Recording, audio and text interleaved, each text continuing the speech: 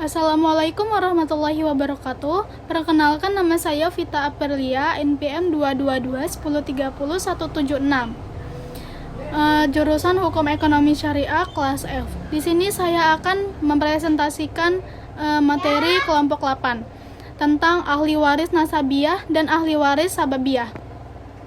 Ahli waris nasabiyah adalah ahli waris yang menerima warisan karena mereka memiliki hubungan darah dengan si mati, yaitu hubungan nasab atau keturunan, baik ke bawah, ke atas, maupun ke samping. Ahli waris nasabiyah semuanya berjumlah 20 orang, jika diperinci baik dari kelompok laki-laki maupun kelompok perempuan. Laki-laki 13 orang dan perempuan 8 orang. Kelompok ahli waris nasabiyah yang laki-laki, yang pertama anak laki-laki, yang kedua cucu laki-laki keturunan anak laki-laki, yang ketiga bapak, yang keempat kakek dari garis bapak, dan seterusnya ke atas. Yang kelima saudara laki-laki sekandung, yang keenam saudara laki-laki sebapak, yang ketujuh saudara laki-laki seibu, yang kelapan anak laki-laki saudara laki-laki sekandung, yang kesembilan anak laki-laki saudara laki-laki sebapak, yang ke-10 paman sekandung, yang ke-11 paman sebapak, 12 paman laki-laki paman sekandung, 13 anak laki-laki paman sebapak. Kelompok ahli waris nasabiyah yang perempuan, yang pertama anak perempuan, yang kedua cucu perempuan keturunan laki-laki dan seterusnya ke bawah, yang ketiga ibu, yang keempat nenek garis ibu, yang kelima nenek garis bapak, yang keenam saudara perempuan sekandung, yang ketujuh saudara perempuan sebapak, yang ke-8 saudara perempuan seibu.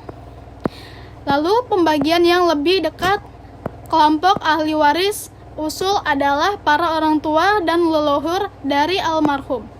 Yang pertama bapak, yang kedua ibu, yang ketiga kakek garis bapak, yang keempat dan nenek garis ibu.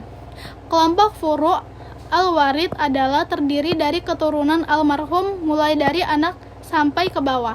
Yang pertama anak laki-laki, yang kedua anak perempuan, yang ketiga cucu laki-laki garis keturunan laki-laki, dan yang keempat cucu perempuan garis keturunan laki-laki. Lalu pembagian yang lebih dekat kelompok terakhir adalah hawasi, yaitu golongan kerabat samping mulai dari yang terdekat sampai keturunannya. Yang pertama saudara laki-laki sekandung, yang kedua saudara perempuan sekandung, yang ketiga saudara laki-laki sebapak, yang keempat saudara perempuan sebapak, yang kelima saudara laki-laki seibu, yang keenam saudara perempuan seibu, yang ketujuh anak laki-laki saudara sekandung, anak laki-laki saudara laki-laki sebapak, yang ke-9 paman sekandung, yang ke-10 paman sebapak, yang ke-11 anak paman sekandung, dan yang ke-12 anak paman sebapak. Ahli waris sababiyah adalah para ahli waris yang kewarisannya didapat karena ada sebab-sebab tertentu yang sesuai dengan ketentuan syariat. Sebagaimana diketahui bahwa salah satu yang menyebabkan seseorang mewarisi adalah karena adanya perkawinan yang sah dan adanya hubungan wala atau memerdekakan hamba sahaya. Beberapa ahli waris sababiyah. Yang pertama ahli waris sebab perkawinan, terdiri dari suami atau istri saja. Yang kedua ahli waris sebab memerdekakan hamba sahaya, yaitu tuan laki-laki atau perempuan yang memerdekakan hamba. Yang ketiga satu lagi menurut mazhab Hanafi adalah ahli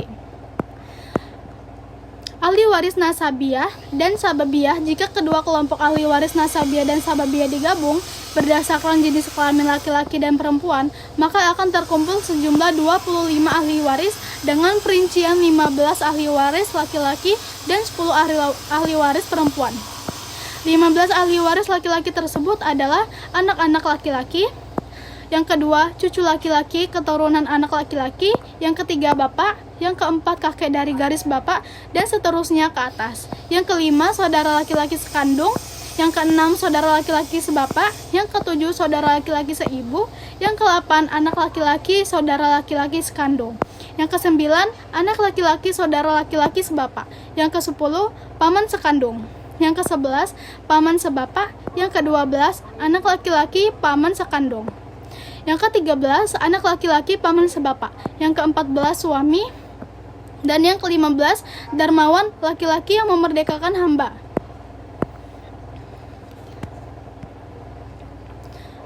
Lalu ahli waris perempuan nasabiyah dan sababiyah.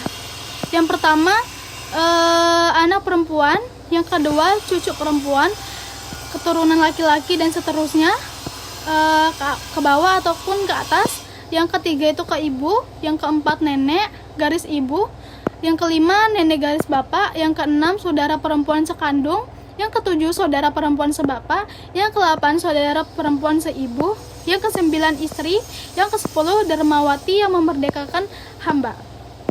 Jika 25 ahli waris laki-laki dan perempuan berkumpul dan semuanya ada, maka yang mendapatkan bagian hanyalah 5 orang ahli waris saja. Mereka adalah yang pertama anak laki-laki, yang kedua anak perempuan, yang ketiga bapak, yang keempat ibu, dan yang kelima suami atau istri.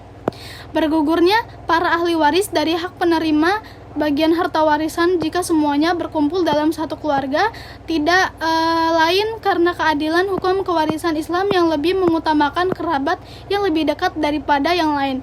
Di samping juga melihat masa depan ahli waris di mana mereka yang masa depannya masih panjang yang lebih diutamakan. Dan untuk mewujudkan hal tersebut, hukum Islam memberlakukan sistem tertutup dan menutupi, di mana ahli waris yang lebih dekat akan menutupi ahli waris yang lebih jauh, dan pembahasan tentang hal ini akan dijelaskan secara lebih detail pada bagian yang lain.